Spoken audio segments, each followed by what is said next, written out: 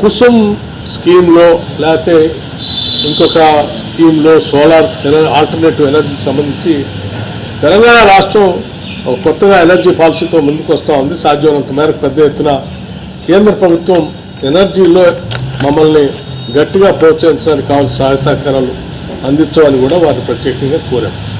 అట్లాగే defence land సంబంధించి గతంలో కలిసినప్పుడు ముఖ్యమంత్రి గారు మేము కలిసినప్పుడు ల్యాండ్ ఎలివేటెడ్ కారిడార్ నిర్మించుకోవడం కోసం వారు అప్పుడు అడిగితే వాటిని పరిగణలోకి ఇచ్చి శాంక్షన్ చేసినందుకు వారు కూడా ధన్యవాదాలు చెప్తూ మిగతా డిఫెన్స్ ల్యాండ్ సంబంధించి కూడా ఎక్స్చేంజ్ కింద మాకు కొంత ఇవ్వాల్సిందిగా వారిని కోరాం.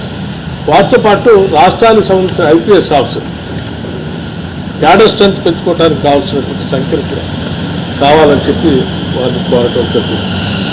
అట్లాగే విభజన చట్టంలో పొందుపరిచినటువంటి షెడ్యూల్ 9th, 10th ఉన్నటువంటి పెండింగ్ అంశాలు కూడా సాధ్యమైనంత వరకు మేము మా ప్రయత్నంలో మేము వాటి పరిష్కారం కోసం ప్రయత్నం చేస్తాం. అట్లాగే అవసరమైనప్పుడు కేంద్ర ప్రభుత్వం నుంచి మీరు కూడా ప్రత్యేక చొరవ చూపించి తెలంగాణకి న్యాయం జరిగేటట్టుగా చూడవలసిందిగా వారిని విజ్ఞప్తి చేశాం. లేకపోతే హోంమంత్రి గారిని కూడా కలిసినప్పుడు వారికి కూడా వారి శాఖ ద్వారా తెలంగాణ రాష్ట్రానికి కావాల్సినటువంటి అంశాలని చాలా స్పష్టంగా చెప్పాం. అందులో ప్రాధాన్యత సంబంధించినటువంటి అంశం నేను ప్రధానమంత్రి గారిని కలిసిన దాంట్లో అతి ముఖ్యమైన అంశం ఇంకోటి మర్చిపోయాం. స్టేట్ నేషనల్ హైవేస్ సంబంధించి స్టేట్ హైవేస్ సంబంధించి నేషనల్ హైవేస్గా వాటిని అప్గ్రేడ్ చేయవలసిందిగా కోరాం. అట్లాగే రీజనల్ రింగ్ రోడ్డు సంబంధించి నార్త్ వైపున మీరు నెంబర్ ఇచ్చారు, సౌత్లో ఇంకా నెంబర్ ఇవ్వలేదు. రెండింటి కలిపి ఒకటే నెంబర్ ఇవ్వాల్సిందిగా, తద్వారా త్వరితగతిన మేము రీజనల్ రింగ్ రోడ్ పూర్తి చేసుకోవడానికి కూడా అవకాశం ఉంటుంది. మీరు ప్రత్యేకంగా చొరవ చూపాలని వారిని కోరాం. అట్లాగే హోంమంత్రి గారికి సంబంధించి తెలంగాణ రాష్ట్రాన్ని మన ప్రభుత్వం ఏర్పడిన దగ్గర నుంచి, కాంగ్రెస్ ప్రభుత్వం ఏర్పడిన దగ్గర నుంచి డ్రగ్ ఫ్రీ రాష్ట్రంగా ఏర్పాటు చేయడం కోసం యాంటీ నార్కోటిక్స్ బ్యూరోని ఏర్పాటు చేయడమే కాకుండా పెద్ద ఎత్తున దానికి నిధులు సమీకరించి వారికి కావాల్సిన యాక్టివిటీస్ కావాల్సిన ఫండ్స్ అన్ని కూడా ఇచ్చాం. రాష్ట్రాన్ని డ్రగ్ ఫ్రీ రాష్ట్రంగా మేము తయారు చేయడం కోసం ప్రయత్నం చేస్తున్నాం. దీనికి కేంద్ర ప్రభుత్వం నుంచి కూడా కావాల్సిన సహాయ సహకారాలు అందించాల్సిందిగా వారిని కోరాం. అట్లాగే సైబర్ సెక్యూరిటీ గురించి కూడా కేంద్ర ప్రభుత్వం నుంచి సహకారాన్ని కోరాం. అట్లాగే ఐపీఎస్ క్యాడర్ సంబంధించి మాకు స్ట్రెంత్ దాదాపు 29 మంది ఐపీఎస్ క్యాడర్ రావాల్సిన అవసరం తెలంగాణకి, వాటిని కూడా కేటాయించమని చెప్పి వారిని కోరటం జరిగింది. లెఫ్ట్ వింగ్ ఎక్స్ట్రీమిజం కింద కూడా వెనుకబడినటువంటి జిల్లాలుగా గతంలో ఉన్నటువంటి జిల్లాలను తొలగించడం వల్ల కేంద్ర ప్రభుత్వం నుంచి మాకు రావాల్సిన నిధులు ఆగిపోతా ఉన్నాయి. ఆ నిధులు సంబంధించి ఆదిలాబాద్, ఆసిఫాబాద్, అట్లాగే కొమరంభీం, ఆసిఫాబాద్, మంచిర్యాల జిల్లాకు సంబంధించి మళ్ళీ తిరిగి వాటిని చేర్చి నిధులు ఎక్కువగా ఇవ్వాల్సిందిగా, ఆ జిల్లాల అభివృద్ధి కోసం ఇవ్వాల్సిందిగా వారికి కోరాం. అట్లాగే మిగతా అంశాలు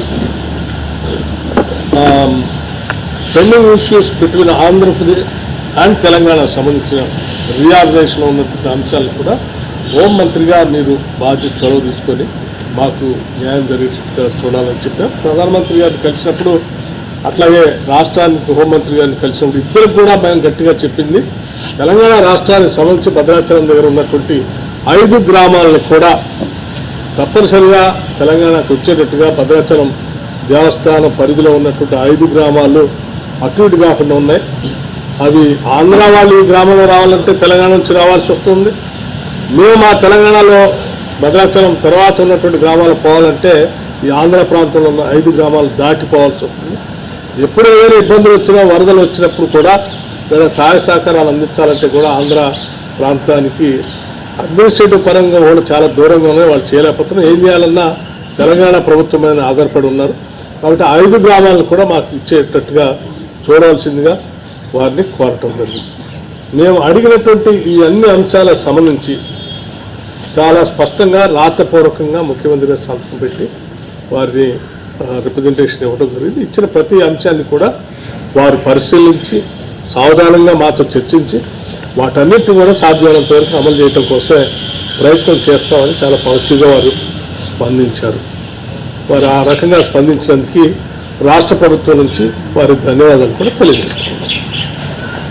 చంద్రబాబు నాయుడు కలబోతున్నారు కదా, ఇప్పుడు 5 గ్రామాలు అక్కడ ఎవరైతే ఇద్దరు విషయం చేసిన అవకాశం ఉంటుంది.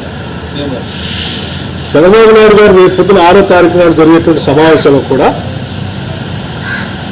మేము చాలా రాష్ట్రాలకు సంబంధించిన పలు అంశాలని అందులో పొందుపరిచి మాట్లాడుకుంటా ఉన్నాం ప్రయోజనాల గురించి. సరే, మిగతా అంశాలు కూడా చాలా ఉన్నాయి కాబట్టి ఒకటే అంశం చెప్తే కరెక్ట్ కాదు. అజెండాలో చాలా అంశాలు అందులో పొందుపరుస్తాం. ఆ అంశాలన్నీ మీటింగ్ అయిన తర్వాత ఏం మాట్లాడాలని కూడా చెప్తాం. అయితే డెఫినెట్గా కేంద్రంలో మేము అడిగినవి మాత్రం అంశాలు ఇవి. అక్కడ కూడా సందర్భం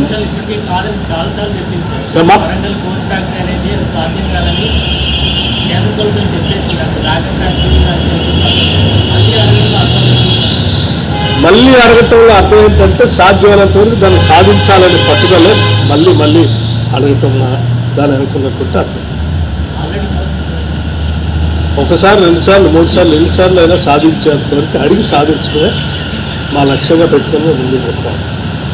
ఇంకా దానివల్ల తెలంగాణ రాష్ట్రానికి పెద్ద ఎత్తున మేలు జరుగుతుంది కాబట్టి అది చట్టపరంగా ఆ రోజు అందులో పొందుపరిచారు కూడా మా హక్కుగా మేము భావిస్తాం. అది కూడా అడిగాం, చేర్చి సారీ ఎక్స్ప్లెనేషన్లో మిస్సింగ్ అయింది కానీ రాతలో ఇచ్చాము. బయ్యారం స్టీల్ ఫ్యాక్టరీకి సంబంధించి కూడా ఇన్ రైటింగ్గా ఇచ్చాము.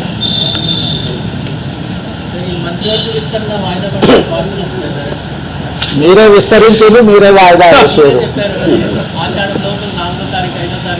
నేను తారీఖులు ఏం చెప్పలేదు. విస్తరించాలి, పిసిసి అధ్యక్షుడిని నియామకం జరగాలి, మంత్రివర్గ విస్తరణ జరగాలని ఏఐసిసి అధ్యక్షుడికి విజ్ఞప్తి చేసినాం. వాళ్ళ పరిశీలనలో ఉందని చెప్పినాం. ఇప్పుడు కూడా వాళ్ళ పరిశీలనలో ఉంది. మీరే